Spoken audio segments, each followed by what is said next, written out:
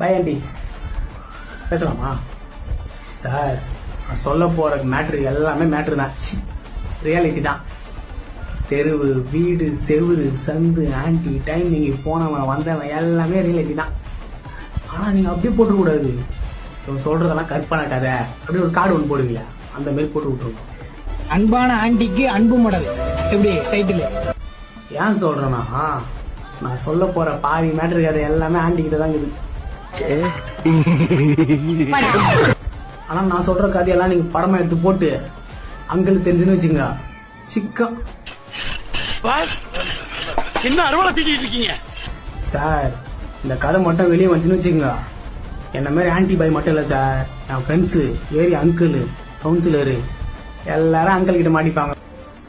Okay sir, அடுத்து நான் தான் ஆன்டி விட்டு போறேன். போயிட்டு வந்துட்டு ஃபுல் கதையும் சொல்றேன். சார், என் வேஷத்துல யார் நடிக்க போறீங்க? என் மச்சான் நடிக்கிறீங்க சார், அவனால தான் நான் உருப்படாம போனேன். நாங்க பாத்துக்கிறோம். ஆண்டி முட்டி படைக்க போறாங்க, சீக்கிரம் போங்க.